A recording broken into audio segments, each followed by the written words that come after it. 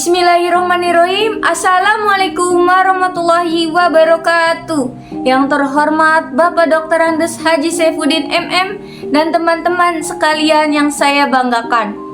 Pertama-tama, marilah kita panjatkan puji syukur kehadirat Allah Subhanahu wa taala yang telah memberikan kita kesempatan untuk berkumpul pada hari ini.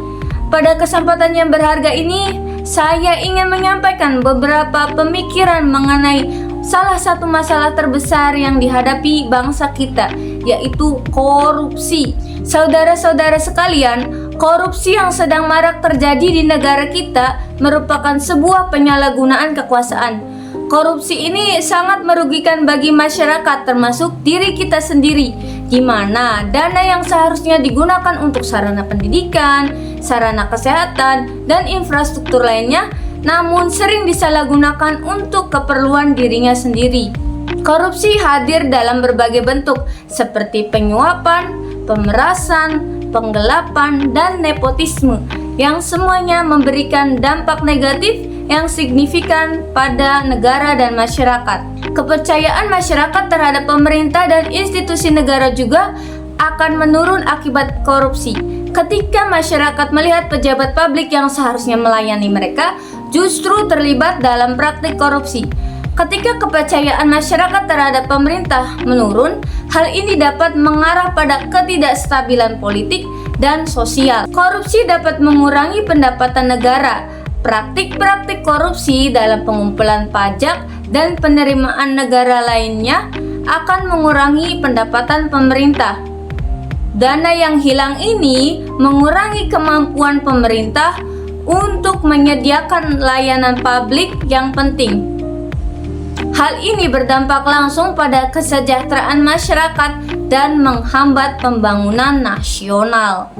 Orang yang melakukan tindakan korupsi akan merasakan kenyang sesaat tanpa memikirkan apa dampak yang akan terjadi pada generasi selanjutnya. Tindakan korupsi ini akan meningkatkan kemiskinan dengan mengurangi efisiensi program-program pemerintah yang bertujuan untuk mengurangi kemiskinan di negara kita.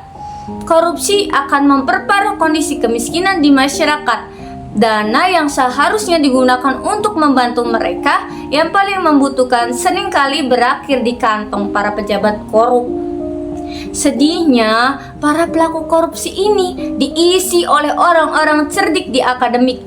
Dari sini kita belajar bahwa orang yang tinggi dalam berilmu belum tentu hidup jujur. Oleh karena itu, sudah menjadi kewajiban kita bersama untuk memberantas korupsi.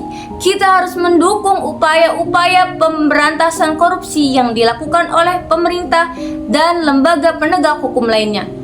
Korupsi merupakan tindakan yang dapat merusak fondasi moral, etika, dan pembangunan berkelanjutan.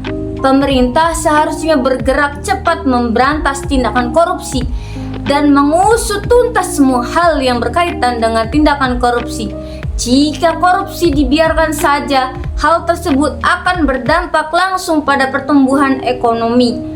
Negara yang terkena dampak korupsi cenderung memiliki tingkat pertumbuhan ekonomi yang lebih rendah dibandingkan dengan negara-negara lainnya. Pendidikan anti korupsi harus diperkenalkan sejak dini. Generasi muda kita harus diajarkan nilai-nilai kejujuran, integritas, dan tanggung jawab. Mereka adalah harapan bangsa, dan kita harus memastikan bahwa mereka tumbuh menjadi individu yang bersih dari korupsi. Media massa juga memiliki peranan strategis dalam mengubah pola pikir masyarakat. Media harus berperan aktif dalam mengedukasi masyarakat tentang dampak negatif korupsi dan pentingnya tindakan anti korupsi. Liputan yang objektif dan transparan mengenai kasus-kasus korupsi dapat meningkatkan kesadaran dan partisipasi masyarakat dalam upaya memberantas korupsi. Untuk memberantas korupsi, kita harus memerlukan sistem hukum yang kuat dan tidak pandang bulu.